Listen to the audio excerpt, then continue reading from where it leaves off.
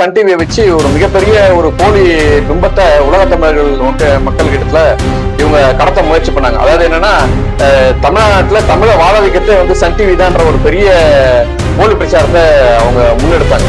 ஆனா அதை உடைச்சது வந்து மக்கள் டிவி தான்.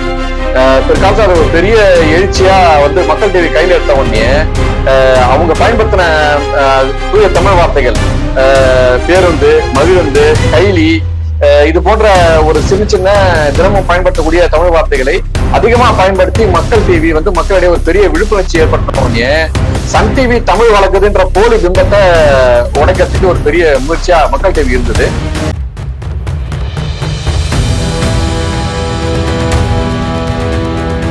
நாட்களுக்கு முன்னே வந்து மருத்துவமனையில அட்மிட் ஆயிருக்கு.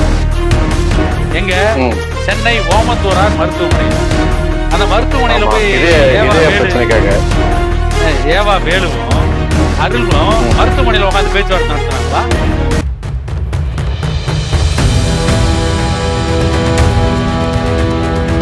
இப்ப அன்புமணி நடத்துற மாவட்ட பொதுக்குழுவை தேர்தல் பிரச்சாரம் நடத்த அடுத்த 100 நாள் வந்து தமிழர் உரிமை மீட்பு பேரட் நடத்துறாருல, பாத யாத்திரை நடத்துறாருல, அதெல்லாம் தேர்தல் பிரச்சாரம் தானே.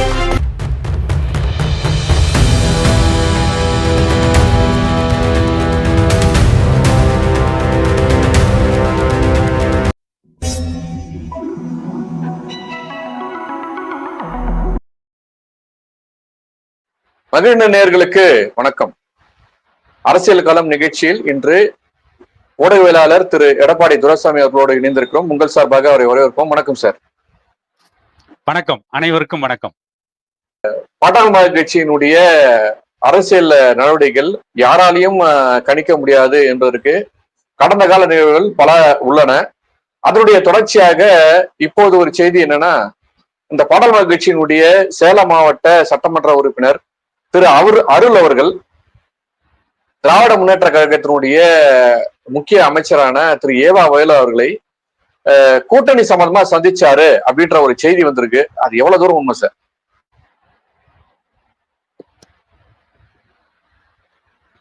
இல்ல, அருள் வந்து கூட்டணி சம்பந்தமா ஏவா வேலுவை தான் சந்திக்கணுமா? ஏன் ஸ்டாலினே சந்திக்கலாமே, அவரால் சந்திக்க முடியாதா? அப்படியே இருந்தாலும் கூட பாட்டாளி மக்கள் கட்சியின் சார்பில் திமுக கூட்டணி பேசணும்னா ஜி.கே. மணி இல்லாம அருள் போய் பேச போறாரா? பலமுறை இதே அமைச்சர்களை வந்து போய் அருள் சந்திச்சிருக்காரு. இவர் இல்ல, துரைமுருகன், இன்னும் பல அமைச்சர்களை சந்திச்சிருக்காங்க. அவங்க தொகுதி பிரச்சனைகளுக்காக சட்டமன்றத்தில் அவங்க எழுப்பிய கோரிக்கைகள், அந்த கோரிக்கைகள் எந்த அளவுக்கு நடைமுறையில் இருக்கு, அதை எப்படி நிறைவேற்ற போறாங்க அப்படிங்கிற விளக்கத்தை போய் அமைச்சர்கிட்ட கேட்டிருக்கிறாங்க. அன்னைக்கெல்லாம் சொல்லாதீங்க, இன்னைக்கு திடீர்னு வந்து ஏவா வேலுவை போய் அருள் சந்திச்சாரு. அவர் இப்பதான் ஆஸ்பத்திரியில இருந்து டிஸ்சார்ஜ் ஆகி சொந்த ஊருக்கு போயிருக்காரு, சேலத்தில் இருக்காரு. அவர் ஏவா வேலுவை எங்க சந்திச்சாரு? அப்படி ஆகாய மார்க்கமா ஆவியா போய் சந்திச்சுக்கிட்டாங்களா ரெண்டு பேரும்? இதுக்கு முன்ன என்ன சொன்னாங்க? ஜி.கே. மணி திமுகவுடன் ரகசிய உறவு வச்சுட்டாரு, அவர் வந்து பாமகவை திமுக கூட கொண்டு போய் கூட்டணியில சேர்த்துறதுக்கு படாபாடு படுறாரு, ஜூன் 3ஆம் தேதி ஜி.கே. மணி வந்து திமுகவில் இணைஞ்சிருவாரு, கலைஞர் பிறந்த நாள் தேதி குறிக்கிறாங்க. யாரு? திமுகவில் இணையவே விருப்பம் இல்லாம பாமகவில் தான் டாக்டர் ஐயா கூட தான் தொடரணும்னு இருக்க ஜி.கே. மணிய அவர் திமுக இணையத்துக்கு இவங்கெல்லாம் தேதி குறிக்கிறாங்க. ஊடகத்தில் இருப்பவர்கள்லாம், சமூக வலைதளங்கள்ல பதிவு போடுபவர்கள்லாம் இவங்க தேதி குறிக்கிறாங்க. அவர் எந்த சிந்தனையும் இல்லாம அவர் பாமகவில் அவர் வேலையை பார்த்துட்டு இருக்காரு. இப்ப திடீர்னு இப்போ ஒரு புது கரடி என்ன, அருள் போய் ஏவா வேலு சந்திச்சாரு. இதுக்கு முன்ன பலமுறை சந்திச்சிருக்காரு. சேலத்தில் எடப்பாடி பழனிசாமி கூட தான் அருள், பாமகவுடைய கௌரவ தலைவர் ஜி.கே. மணி, அப்புறம் மேட்டூர் தொகுதியுடைய சட்டமன்ற உறுப்பினர் சதாசிவம் எல்லாம் போய் ஒரு முறை வந்து சேலத்துல எடப்பாடி பழனிசாமி சந்திச்சாங்க. எதுக்கு சந்திச்சாங்கன்னா, ஜி.கே. மணி அவருடைய குடும்பத்தில் நடந்த ஒரு திருமண விழாவிற்கு எடப்பாடி பழனிசாமிக்கு அழைப்பு கொடுக்க போனாங்க. அடுத்த நாள் என்ன சொன்னாங்க? அதிமுகவுடன் பாட்டாளி மக்கள் கட்சி கூட்டணி பேசுகிறது, அதுக்காக தான் வந்து ஜி.கே. மணி, சேலம் எம்எல்ஏ அருள், மேட்டூர் தொகுதி எம்எல்ஏ சதாசிவம் இவங்கெல்லாம் போய் சேலத்தில் எடப்பாடி பழனிசாமி சந்தித்து ஆலோசித்தார்கள். பாமக கூட்டணிங்கிறது சிந்து பாத்துடைய கன்னித்தீவு கதையை விட நீளமா ஊடகங்களே கதை விட்டுட்டு இருக்காங்க சார். சார், குறிப்பா பாட்டாளி கட்சியினுடைய நடவடிக்கையை மட்டும் ஊடகங்கள் இப்படி பெருவாரியா முக்கியத்துவம் கொடுப்பதற்கான காரணம் என்ன சார்? திமுக ஆட்சியில் இன்றைக்கு இருக்கின்ற அவலங்கள் ஒண்ணு, அதை மக்கள் மத்தியிலிருந்து மறைக்கணும். இதுல இன்னொரு முக்கியமான செய்தி என்னன்னு கேட்டீங்கன்னா, ஊடகங்களை வைத்து அரசியல் நடத்தியதில் திமுகவை யாரும் மிஞ்ச முடியாது. திமுக அரசியல் கட்சியோடு ஊடகங்களையும் வளர்த்த ஒரு கட்சி. தனக்கு ஆதரவான ஊடகங்களை எப்பொழுதும் கையிலே வைத்திருப்பதில் இந்தியாவிலேயே ஒரு கடைந்தெடுத்த அயோக்கியத்தனத்தை பண்ண கட்சி எதுன்னு கேட்டீங்கன்னா திமுக தான். இவங்கள பார்த்தா பிஜேபி, காங்கிரஸ் எல்லாம் கத்துக்கிட்டாங்க. சார், கலைஞர் அவர்கள் முரசொல்ல கடிதம் எழுதியே திமுகவை தன்னுடைய கட்டுப்பாட்டுல வச்சிருந்தார் சார். உண்டா இல்லையா? ஆமா ஆமா, தம்பிக்கு கடிதம் எழுதி, ஆமா, தம்பிக்கு கடிதம் எழுதுன அண்ணா, உடன்பிறப்புக்கு கடிதம் எழுதுனது கலைஞர். இல்ல அதான் சொல்றேன், தம்பிக்கு கடிதம் எழுதி தொடங்கிய அண்ணாவிலிருந்து கலைஞர் தொட்டு வழி வழியா அவங்க அரசியல் பண்ணதே வந்து பத்திரிகை தான். குறிப்பா வந்து அந்த பத்திரிகையை ஆதரிச்ச அந்த தொடர்களுடைய பண்பை நம்ம பாராட்டணும் சார். நான் சின்ன போதா இருக்கும்போது முடிவெற்ற கடையில மறக்காம ஒரு பேப்பர் இருக்கும். என்ன பேப்பர்னா முரசொலி பேப்பர் தான். அதுக்கு முதல் நாள் வந்து முரசொலி பேப்பர் படிக்கிறதுக்கு இருக்கும். அடுத்த நாள் அவங்க ஷேவ் பண்ணி அது தொடக்கிறதுக்கான பேப்பரும் அந்த முரசொலி பேப்பர் தான். ஆக அந்த முரசொலி பேப்பரை வளர்த்த பெருமை வந்து அந்த முடித்துத்துவோர் அரங்கத்துல கண்டிப்பா இருக்கும். அதற்கு அடுத்து அவங்க ஒவ்வொரு பகுதியிலையும் ஒரு நூலகத்தை வர வச்சிருந்தாங்க. அவங்க முரசொலி வந்து அந்த பத்திரிகை வந்து அந்த நூலகத்துல கண்டிப்பா இருக்கும். நூலகம்னா அவங்களுடைய கட்சி அலுவலகம். ஒரு சாதாரண கிராமத்து திமுகவுடைய கட்சி தொண்டன்ல இருந்து ஒரு வட்டச்சாய வரையும் அவங்க அக்கல்ல அந்த முரசொலி பத்திரிகை இல்லாம அவங்க நடந்து போக மாட்டாங்க. ஆக நீங்க சொன்ன வார்த்தை முழுமையான வார்த்தை. அரசியலோடு பத்திரிகையை தொடர்ந்து இல்ல சார், அதுல இன்னொரு செய்தி என்னன்னா, அந்த முரசொலி பத்திரிகையை வளர்த்ததில் இசை வேளாளர் சமூகத்திற்கு மிகப்பெரிய பங்கு உண்டு. ஓப்பனாவே சொல்லிடுவோம். நான் அதான் அப்படி சுத்தி வளைச்சேன், நீங்க நேரடியா செய்தி வந்துட்டீங்க. அதுதான் சார், அது ரொம்ப திட்டமிடல். அந்த ஒரு ராஜதந்திரம் வேற எந்த சமூகத்துக்கும் கிடைக்கல. நம்ம அதை கவனிக்கணும்ல சார். நீங்க வந்து கட்சியோட பத்திரிகைன்னு சொன்னீங்க. அந்த பத்திரிகை வளர்த்தெடுத்த பெருமை வந்து அந்த சமூகத்தை சார்ந்ததானே, வேற எந்த சமூகமும் அவ்வளவு முக்கியத்துவம் கொடுக்கல அதுக்கு.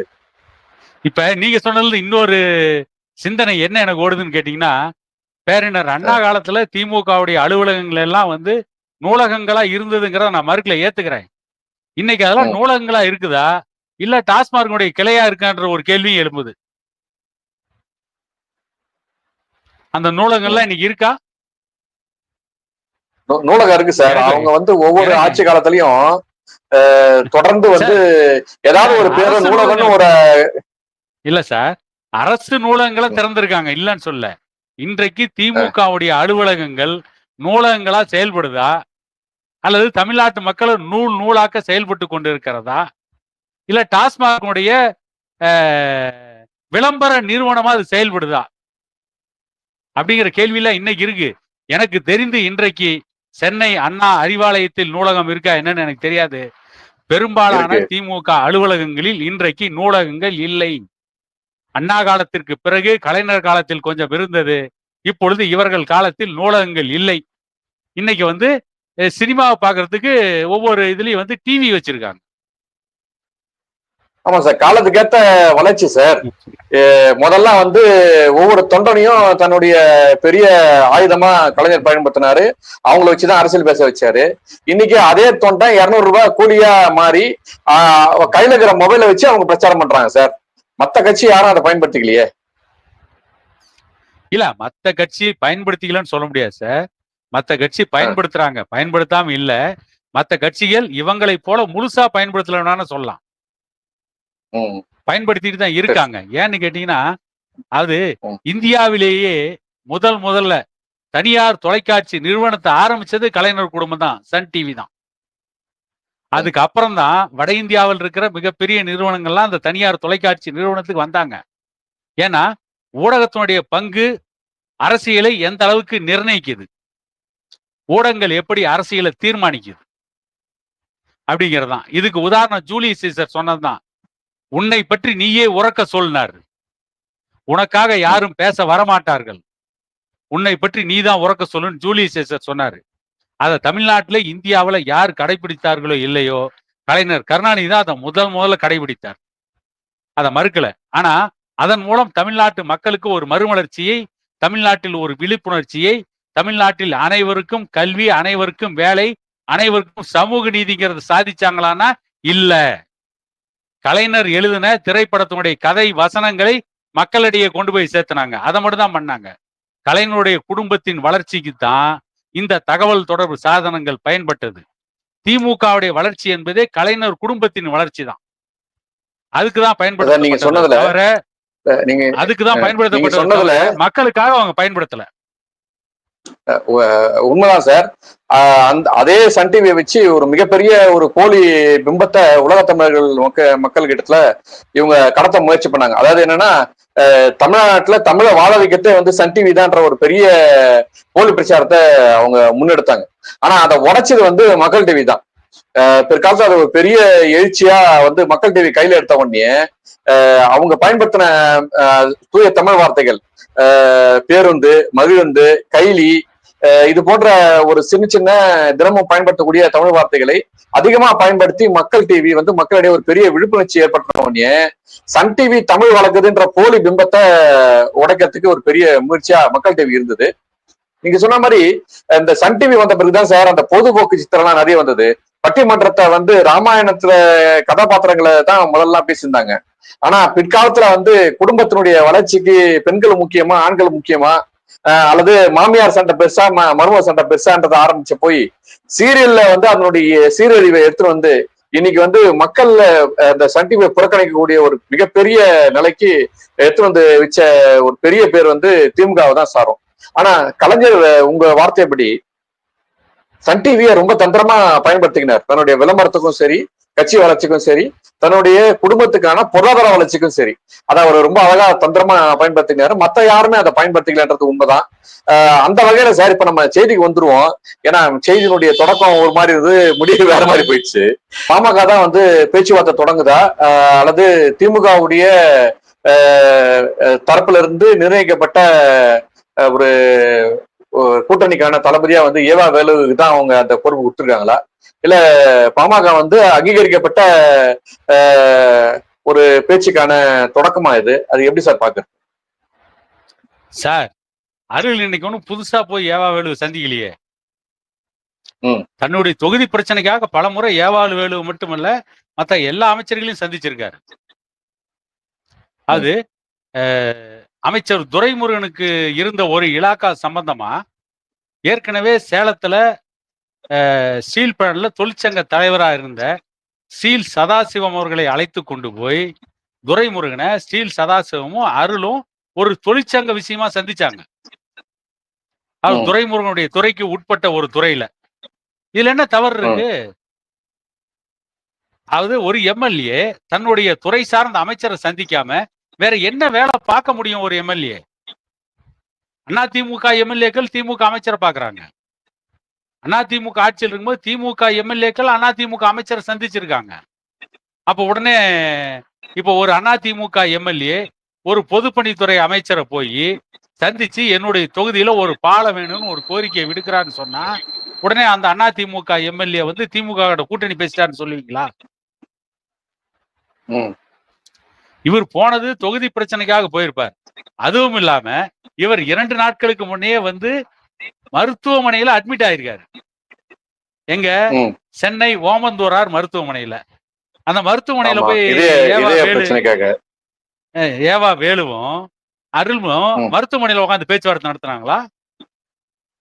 மருத்துவமனையில டிஸ்சார்ஜ் ஆன உடனே இரவோடு இரவா சேலம் வந்துட்டாரு. இன்னைக்கு அவர் சேலத்துல அவங்க வீட்டுல இருக்காரு. இப்ப எங்க சேலத்துல ஏவா வேலு வந்து போய் ரகசியமா பேச்சுவார்த்தை நடத்தினாங்களா? சார், அப்படிதான் பேச்சுவார்த்தை நடத்தினா ஓப்பனா சொல்லிட்டு போறாங்க. என்ன பண்ண தலையா போயிருது? இல்ல என்ன இருக்கு? நாங்கள் கூட்டணி சம்பந்தமாக பேசணும்னு சொல்லிட்டு போறாங்க. அல்லது பிரச்சனை இல்லையா சார்? அவங்க பேசுறதுனாலதான் இந்த சந்தேகம் இருந்தது. அது சொன்ன செய்தி வந்து முக்கியமான வலைவலி சார்ந்த யூடியூப் சேனல் சார். சரி சார், நீங்க சொன்ன மாதிரி ஏவா வேலுவை சந்திச்சார்ல அருள், எங்க சந்திச்சார்? எங்க சந்திச்சு பேசினாங்க? அவங்க 2 பேரும் சந்திச்சு பேசினாங்கன்னு சொல்லக்கூடிய அந்த ஊடகம் அவங்க 2 பேரும் எங்க சந்திச்சு பேசினான்னு ஏன் சொல்லல? அந்த சந்திப்பின் போது கூட இருந்தவர்கள் யாரு? இவங்க 2 பேர் மட்டுமே ரகசியமா சந்திச்சிட்டாங்களா? பாமகவுடைய நிறுவனர் டாக்டர் ஐயாவிற்கு தெரியாமல், அன்புமணிக்கு தெரியாமல் அருள் போய் சந்திச்சிட்டாரா? தொகுதி பிரச்சனைக்கு போகும்போது அவங்களுக்கு தெரியாம போயிருக்கலாம். அவருடைய சேலம் மேற்கு சட்டமன்ற தொகுதியில் இருக்க பிரச்சனையை பற்றி பேச போகும்போது, அதுக்காக மனு கொடுக்க போகும்போது, இவங்கிட்ட சொல்லாம போய் அவர் ஏவா வேலுவை சந்திக்கலாம். மற்ற சுகாதாரத்துறைனா சுகாதாரத்துறை அமைச்சரை சந்திக்கலாம். வேளாண்மை துறைனா வேளாண்மை துறை அமைச்சரை சந்திக்கலாம். அதுக்காக போய் ஏவா வேலுவை சந்திச்சிருக்கலாம். எங்க சந்திச்சாங்க? என்ன பேசினாங்க? எதுவுமே இல்ல. இருவரும் சந்தித்தார்கள், பேசினார்கள். மொட்டதாசன் குட்டையில விழுந்தான். எந்த ஒரு ஆதாரமும் இல்லாமல் எப்படி இந்த கதையை கட்டுறது? எப்படி இந்த ஊடகங்கள்லாம் கதையை கட்டுறாங்க? அப்ப இந்த ஊடகங்களை பின்னால் இருந்து இயக்கியது யார்? அத இந்த ஊடகங்கள் தெளிவுபடுத்தணும்ல. சரி பேசினாங்க. அவங்க பேச்சினுடைய சாராம்சம் என்ன? ஏவா வேலு என்ன சொன்னாரு? அதுக்கு அருள் என்ன கருத்து சொன்னாரு? அல்லது அருள் என்ன கோரிக்கையை சொன்னாரு? ஏவா வேலு எதை நிறைவேற்றன்னு சொன்னாரு? இவங்க 2 பேர்த்திற்கு இடையே நடந்த பேச்சுவார்த்தை சம்பந்தமா ஏவா வேலு ஸ்டாலின் என்ன பேசினாரு? இதெல்லாம் தெரிஞ்சவங்க ஸ்டாலின் என்ன பேசுறான்னு தெரியாதா? அருள் கூட்டணி பேசினவர் போய் டாக்டர் ஐயாட்ட என்ன பேசுறான்னு தெரியாத அந்த ஊடகத்துக்கு? அதெல்லாம் சொல்ல வேண்டியது தானே.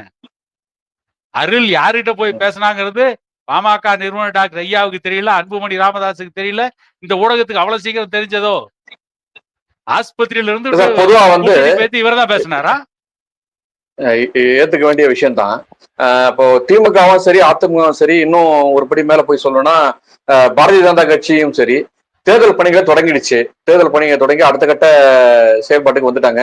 கூட்டணியை ஒருங்கிணைக்கிறாங்க, சீட்டு பேரம் கூட பேச ஆரம்பிக்கிறாங்க. இவ்வளவு வேகமா போகக்கூடிய இந்த நிலையில தமிழ்நாட்டினுடைய 3வது பெரிய கட்சியான பாட்டாளி கட்சி தேர்தல் பணியை தொடங்கிடுச்சா அல்லது இல்லையா சார்? ஏன்னா அந்த கட்சியினுடைய தலைவர் மருத்துவர் அன்புமணி ராமதாஸ் வந்து ஒவ்வொரு மாவட்டமா போய் மக்களை சந்திக்க ஆரம்பிச்சிட்டாரு. டாக்டர் ஐயாவும் வந்து 2-3 பேட்டிலையும் நாங்க தேர்தல் கூட்டணிக்கு வந்து அழைப்பு விடுக்கும் போது கண்டிப்பா நாங்க கூட்டணி பத்தி நாங்க பேசுவோம், எங்களுடைய செயற்குழு பொதுக்குழு எல்லாம் கூடி நாங்க அதை அறிவிப்போம், ஏத்துக்குமா இல்லையா நாங்க சொல்லுவோம் அப்படின்னு ஐயாவும் சொல்ல ஆரம்பிச்சிட்டாரு. ஆக இந்த பெரிய கட்சிகளை போல தமிழ்நாட்டின் 3வது பெரிய கட்சியான பாமகவும் தேர்தல் பணி தொடங்கிடுச்சா? அதுக்கான அறிவிப்புகள் ஏதாவது வந்திருக்கா சார்? இப்ப அன்புமணி நடத்துற மாவட்ட பொதுக்குழுவே தேர்தல் பிரச்சாரம் தானே சார். அடுத்து 100 நாள் வந்து தமிழர் உரிமை மீட்பு பேரணி நடத்துறாருல, பாத யாத்திரை நடத்துறாருல, அதெல்லாம் தேர்தல் பிரச்சாரம் தானே.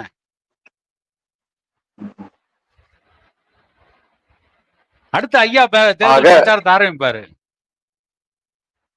ஆக தேர்தலுக்கு தயாராட்டாங்கன்னு நீங்க சொல்ல வரீங்க?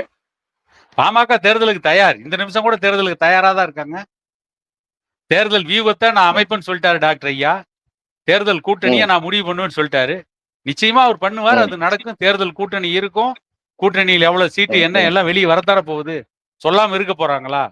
அன்னைக்கு நீங்க வச்ச கூட்டணி சரியா இல்லையா? அன்னைக்கு ஊடகங்கள் நீங்க உங்களுடைய விமர்சனத்தை வையுங்க. ஜனநாயகத்தில் விமர்சனம் வைக்கிறதுக்கு ஊடகங்களுக்கு உரிமை இருக்கு. சரியான ஆரோக்கியமான விமர்சனத்தை வைங்க. இப்பொழுது 5 ஆண்டுகள் முடிய போகின்ற நிலையில் திமுக ஆட்சி இருக்கு. 5வது ஆண்டாக திமுக ஆட்சி நடந்துகிட்டு இருக்கு. இந்த 5 ஆண்டுகள் திமுக ஆட்சி சாதித்த சாதனைகள் என்ன? அல்லது இந்த ஆட்சியில் மக்கள் சந்தித்த சோதனைகள் என்ன? இந்த 5 ஆண்டுகள் எதிர்க்கட்சி தலைவரான எடப்பாடி பழனிசாமி எப்படி செயல்பட்டார்? பாரதிய ஜனதா கட்சி இந்த மக்களுக்கான எந்தெந்த பிரச்சனைகளில் போராடியது? பாட்டாளி மக்கள் கட்சி இந்த 5 ஆண்டுகளாக எப்படி செயல்பட்டது? தமிழ்நாட்டு அரசியலில் அதிகார மையத்திற்கு வர வேண்டும் என்று நினைக்கின்ற ஒவ்வொரு கட்சிகளும் இந்த 5 ஆண்டுகளாக செயல்பட்ட விதம் என்ன? எந்த ஊடகங்கள் அதை பத்தி விவாதம் பண்ணாங்க? எந்த ஊடகங்கள் அதை பத்தி செய்தி வெளியிட்டாங்க? அடுத்து யாரோட கூட்டணி? இந்த கூட்டணிக்கு லாபமா நஷ்டமா? இந்த கூட்டணி வெல்லுமா தோற்குமா? இந்த கூட்டணி பலமாகுமா பலவீனமாகுமா? இதை பற்றி மட்டுமே பேசுவது ஊடக தர்மமான் தான் என்னுடைய கேள்வி. மக்களை சார்ந்து மக்கள் நலன் சார்ந்து எந்த முன்னெடுப்பும் எடுக்காமல் இருப்பது எப்படி ஜனநாயக மாளிகையின் 4வது தூணான இந்த ஊடகங்களின் கடமையாக இருக்க முடியும்? நீங்க எடுத்துங்க, விரல் விட்டு எண்ணக்கூடிய 1-2 ஊடகங்களை தவிர மக்களுடைய பிரச்சனைகள் 5 ஆண்டு கால திமுக ஆட்சியை பற்றி விமர்சனங்களை எந்த ஊடகங்களும் வைக்கல. அப்ப இந்த ஊடகங்கள் யாருக்காக செயல்படுறாங்க? எதிர்க்கட்சி எப்படி செயல்பட்டது? எதிர்க்கட்சி ஜனநாயகத்தில் தன்னுடைய கடமையை ஆற்றியதா? அல்லது அந்த ஜனநாயக கடமையை ஆற்றிய எதிர்க்கட்சி எது? ஊடகங்கள் அதையாவது சொன்னாங்களா? அதையும் சொல்லல. யார் யாரோட கூட்டணி, யார் எங்க பேசினாங்க, எந்த நடிகை வீட்டுக்கு யார் போனாங்க, நடிகை வீட்டினுடைய படுக்கறையில யார் இருந்தாங்க, அவங்க படுக்கையில என்ன பெட் இருக்கு, அவங்க கட்டிலறையில என்ன கட்டில் இருக்குது, அவங்க வரவேற்பறையில யார் உக்காந்து இருந்தாங்க, இந்த நடிகை ஏன் விவாகரத்து பண்ணாங்க, இந்த நடிகை எதுக்கு கல்யாணம் பண்ணாங்க, எல்லாரும் எதுக்கு கல்யாணம் பண்ணா அதுக்கு தான் நடிகையும் கல்யாணம் பண்ணிப்பா. இது ஒரு பெரிய ஆராய்ச்சியா? இல்ல சார், நன்றி சார், நன்றி.